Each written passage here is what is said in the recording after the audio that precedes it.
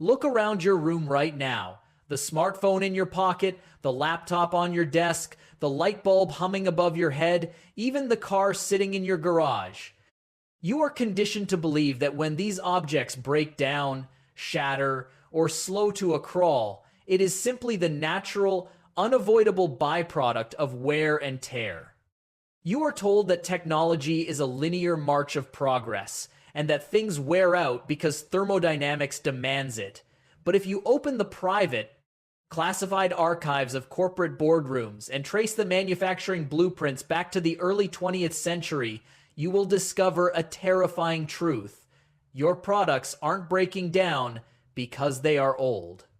They are breaking down because they were meticulously engineered to die. Welcome to the ultimate system failure, planned obsolescence. This is not a conspiracy theory. It is the most profitable, calculated corporate business model in human history. The industrial machine realized a fatal paradox over a century ago. A product that lasts forever is a corporate suicide note. If a company builds a washing machine or a phone that never breaks, they sell it to you once, and their revenue stream instantly starves to death. To achieve infinite compounding growth in a world of finite human beings, corporations had to weaponize the manufacturing process against the consumer. They inverted the rules of engineering. Instead of asking how to make an object stronger, cheaper, and more durable, the world's most powerful corporate cartels hired elite scientists to solve a far more sinister question. How can we build a product that functions perfectly for exactly 24 months and then self-destructs the moment the warranty expires, forcing the consumer back into a cycle of perpetual debt? To discover the origin of this silent economic prison, we must travel back to Christmas Eve, 1924. In a dimly lit boardroom in Geneva, Switzerland, the top executives of the world's leading light bulb manufacturers, including General Electric, Osram, and Philips, quietly gathered around a table. They didn't meet to innovate or improve human life, they met to stifle it. This was the birth of the Phoebus Cartel, the first official corporate conspiracy in global history. Before this meeting, Edison's early light bulbs were a miracle of engineering, built to last up to 2,500 hours. In fact, a bulb installed in an Ohio fire station in 1901 is still burning to this very day, but the cartel realized that this level of durability was a direct threat to their bottom line. They executed a chilling mathematical decree. The maximum lifespan of a standard light bulb was legally capped at exactly 1,000 hours. To enforce this rule, the cartel established a terrifying bureaucracy. They forced member companies to send their bulbs to central laboratories for rigorous testing. If a company built a light bulb that lasted too long, say 1,200 hours, they didn't receive an award. They were slammed with massive, crushing financial penalties. This was the first time in industrial history that engineers were actively paid and threatened to design products that were intentionally inferior. The Phoebus Cartel successfully weaponized artificial scarcity, setting a dangerous precedent that would soon infect every manufacturing line on Earth, transforming the global consumer into a permanent hostage of corporate survival. As humanity transitioned from the industrial age into the digital empire, the corporate cartels realized they no longer needed to rely on physical degradation to destroy a product. They discovered a far more potent, invisible weapon: digital code. This is the business blueprint of software obsolescence, a silent sabotage executed through the very air around you via over-the-air updates. For years, users of the world's most premium smartphones noticed a baffling pattern.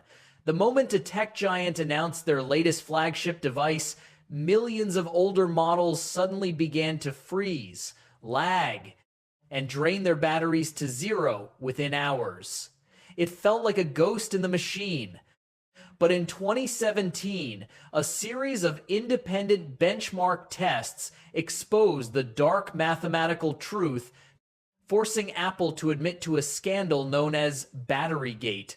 Under the guise of protecting battery health, corporate algorithms were actively and purposefully throttling the processing power of older devices by up to 50%. They didn't break your hardware, they murdered your software performance. By forcing a heavy, resource-intensive operating system onto a perfectly functional piece of electronics, they artificially engineered an unbearable user experience.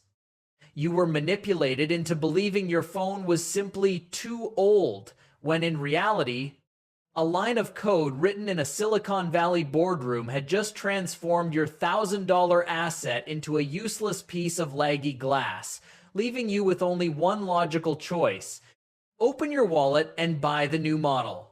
If you can break a product through code, you unlock a terrifying realization. You no longer need to let the consumer own anything at all. Welcome to the ultimate evolution of planned obsolescence, the transition from product sales to absolute permanent vassalage. This is the business blueprint of the subscription cage. The central philosophy of modern global corporations has shifted from manufacturing excellence to an aggressive, unyielding doctrine: the death of ownership.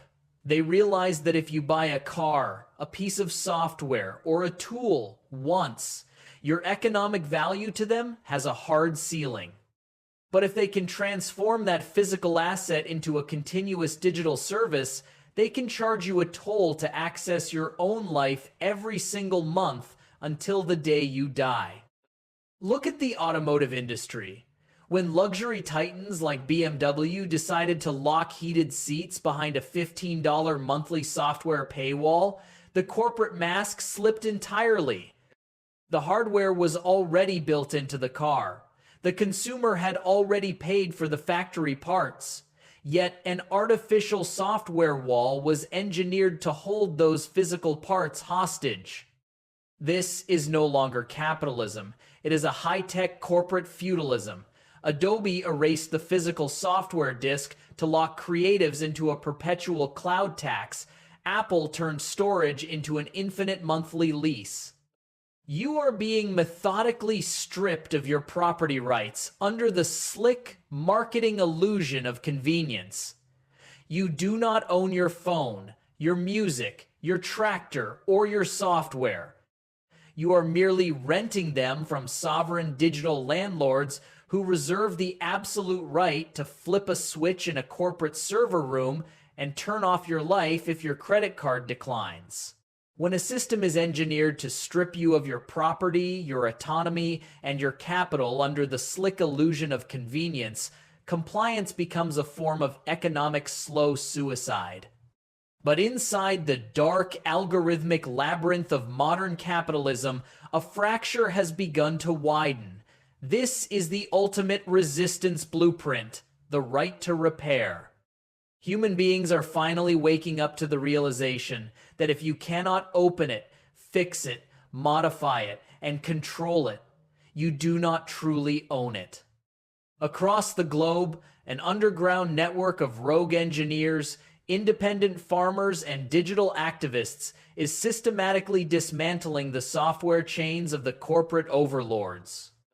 They are cracking the digital throttles of Silicon Valley, rewriting the proprietary source codes of multi-billion-dollar tractor monopolies, and forcing nation-states to legally enshrine the fundamental right to property. The corporate mask is not just slipping, it is being violently torn away. The battle lines of the next century are no longer drawn on physical maps. They are written into the root directories of your hardware. You have a choice to make. You can remain a passive, permanent vassal in a corporate matrix, paying a monthly tax just to access your own existence. Or you can reclaim your sovereignty, reject the engineered expiration, and master the tools of economic self-defense. The blueprint of deception has been completely exposed. The software is compromised, the corporate lease is broken, the gravity is shifting, and in this grand masterclass of absolute survival, The system doesn't just run on control, it runs on your willingness to obey. The choice is yours.